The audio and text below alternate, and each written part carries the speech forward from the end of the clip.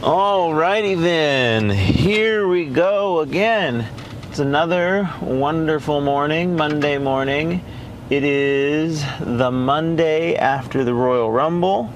I have spoken before about wrestling and how I am a wrestling fan. I haven't really paid attention to either company significantly here recently. I had preference in AEW for a good while. It was just a very refreshing product. I had grown tired of the product WWE was putting out, and I feel like they have a tendency to promote the same old people over and over and over again, and I just wasn't in the mood for that. So when AEW came out, it was a big deal for me, and it was refreshing, and I really did enjoy their content. Now, I will admit that I have since kind of lost interest in their content for one reason or another. I don't know, something like they have not done the best job at like maintaining engaging storylines, if you will. And a lot of the wrestlers that I enjoy on that company are either, I don't feel like a prominent part of it anymore, or something weird's going on with them. But at any rate, that's not necessarily why I was talking about this, but it was kind of funny because I watched the original Double or Nothing show from 2019. I watched that again with a friend, and it was the same weekend of Royal Rumble, so it's like I watched the very first AEW show, and then the Royal Rumble happened. I didn't actually watch the Rumble.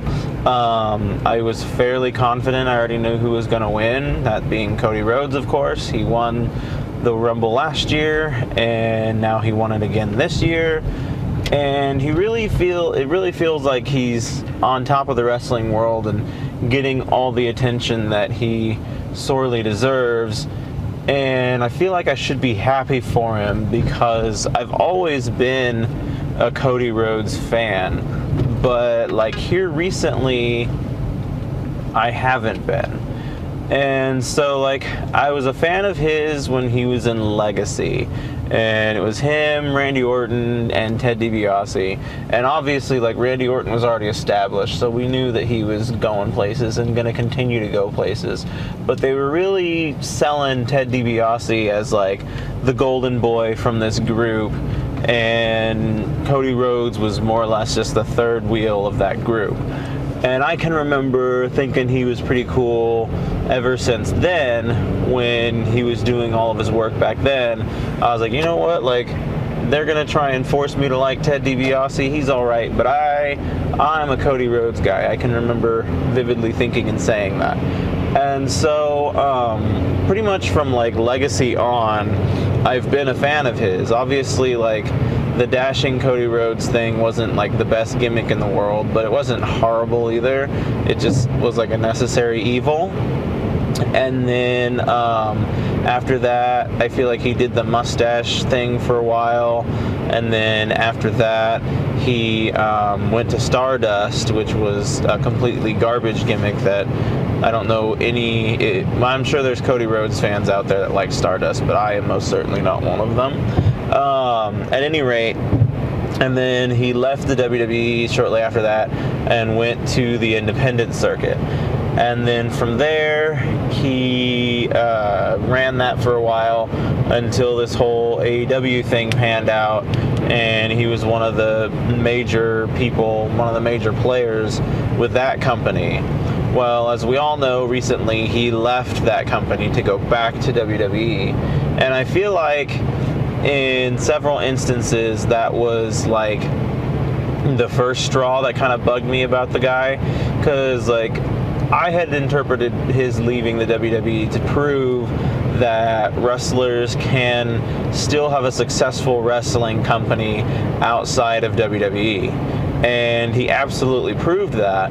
And then it's like, okay, I proved my point, now I'm just going to come back. And that seems lame to me. Like, why did you make this big to-do over proving that you can be successful outside of the WWE, only to then immediately go back to the WWE after having proven your point. Like, it seemed kind of pointless. And then, like, his entire WWE run, I feel like he has been like a pretty big, I feel like he has a big head now.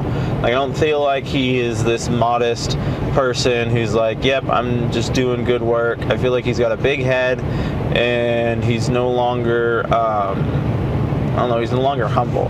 And humble for me is a big part of, like, I appreciate people who are humble. I myself am humble, and I can appreciate those who are not humble, or I can appreciate those who are also humble. Like, obviously you want to be confident with who you are and with what you do, and you want to know, like, if I'm good at what I do, I'm good at what I do, and I can do it with confidence. But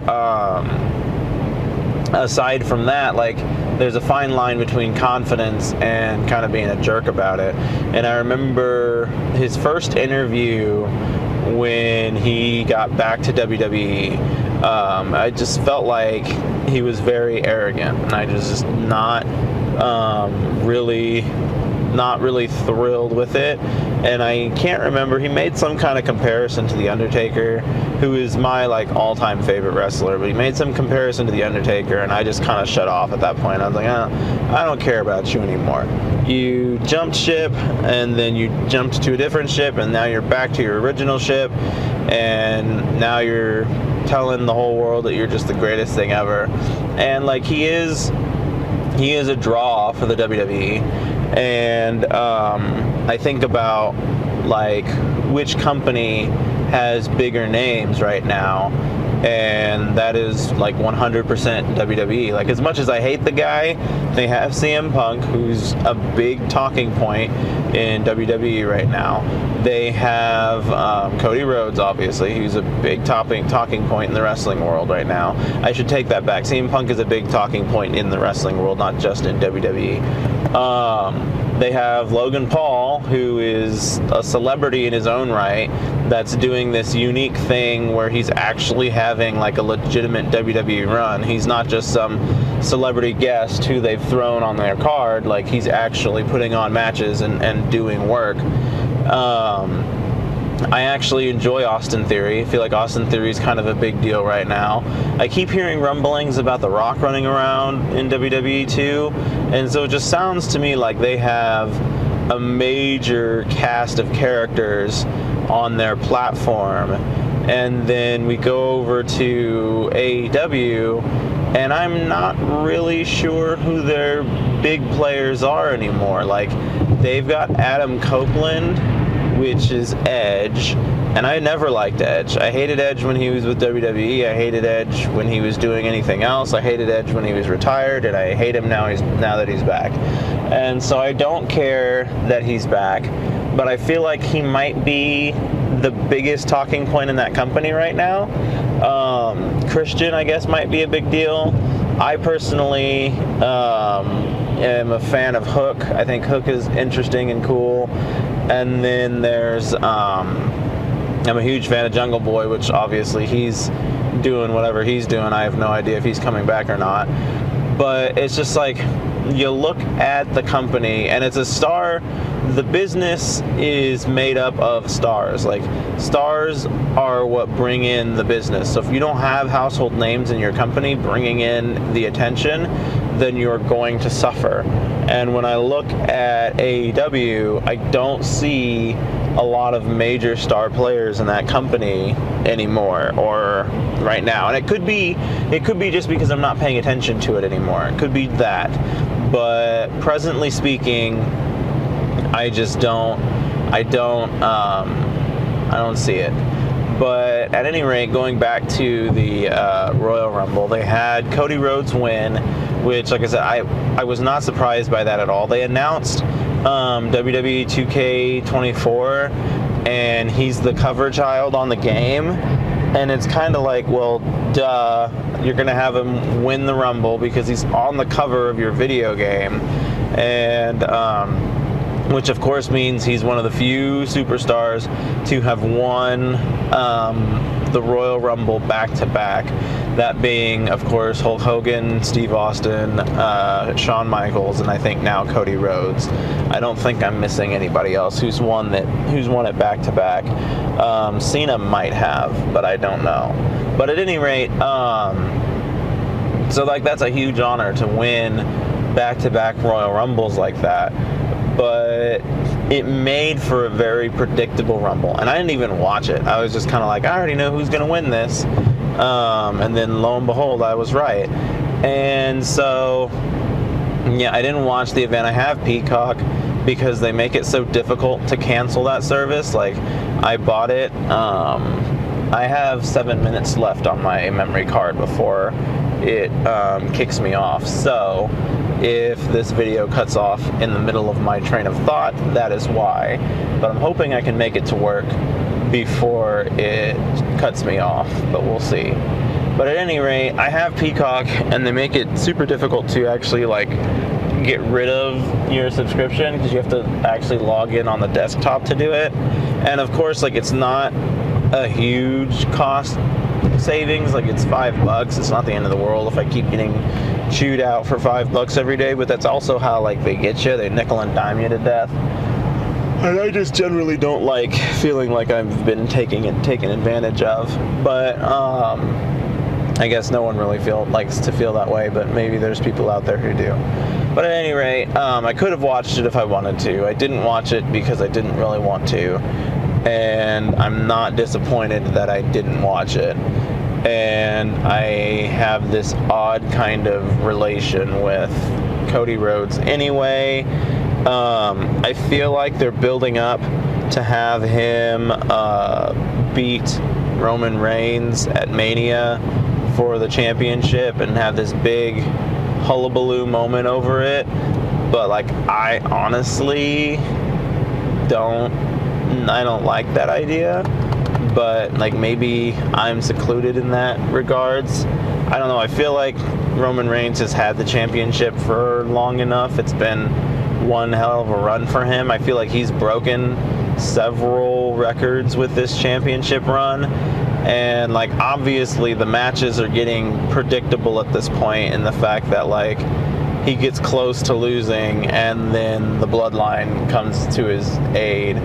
And so it's like Cody Rhodes realistically is going to need to find like a bloodline of his own to try and counteract Roman Reigns' bloodline, and then you should really have a no disqualification match to have the title change over on.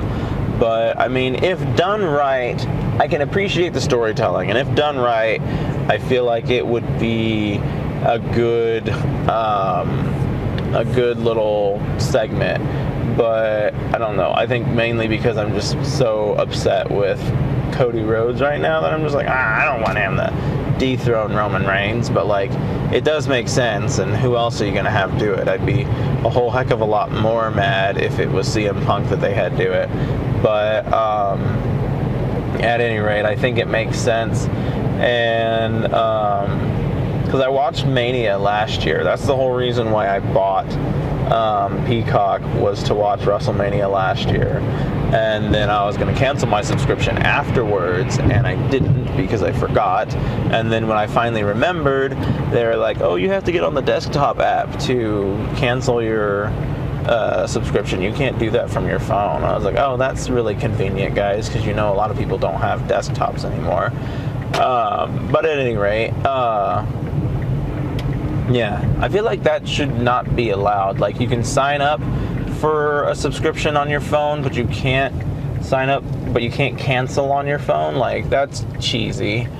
But at any rate, I guess I don't want to like get stuck on the shady business practices of Peacock right now. One of the pre-order bonuses for WWE 2K24 is a free month of Peacock, which is honestly like a super awesome pre-order bonus. Like, go WWE for being able to offer that kind of pre-order bonus. Like, could you imagine if like Gears of War 7 came with a pre-order bonus of like a free subscription to HBO? Like, that'd be cool. And so at any rate, I'm probably not going to buy 2K24. I've already bought far too many wrestling games, and I don't really play them anymore. I typically will buy the wrestling game, create a bunch of characters in it, monkey around with it for a little while, and then lose interest in it. I might play through the storyline. That's like a hard maybe, but I have not been like seriously playing a wrestling game in a long time. And so, because I owned every wrestling game from 2008 to 2011, so I bought 8, 9, 10, and 11, and I guess that doesn't seem like all that many. I didn't buy 12. I bought 13, 14, and 15, and then after 15, I was like, you know what, I think I'm going to buy like every other year or something like that. And so I bought, I bought... After 15, I bought 18. So I skipped 16 and 17. I bought 18. And then I bought... There was the really bad one. I think I bought 22 and 23. Because there was the really bad one that came out that everyone said was like broken beyond belief. It was like literally a meme. And I didn't buy that one, and I didn't buy it because it was a meme. I didn't buy it because I just wasn't interested in buying a wrestling game at the time. And so I missed that one, and then the one that came out afterwards, which I'm thinking was 23, no, I think that was 22. The one that came afterwards, I believe, was 22. And I bought it because they finally brought GM mode back, but of course GM mode was this mostly unplayable pile of garbage. And I don't know that I touched the mode even once, for that matter. And so I bought it because they brought GM mode back, and I'd always said if they ever brought GM mode back, I'd support that. And they did, and I didn't like what they did with it, and so hopefully it gets better. But then I bought 23 because it was the John Cena edition, and I do like me some John Cena. And like, I don't know why, but I've been like dying for a game to have like the 2002 version of John Cena in it, the version where he just wears those generic tights, and that game had it, and so I went ahead and bought it. And now they have the Cody Rhodes edition, and I was like, you know, if they have the legacy variant of Cody Rhodes, I'll probably buy that game. But it doesn't look like they do. It looks like they have Dashing Cody Rhodes and Stardust, and I'm just like, not for this guy. My camera is saying that I have 0 minutes left of film, and I am very close to work. So I'm going to try to keep from getting into a super deep conversation, because I have a feeling that I'm going to get cut off at any moment now.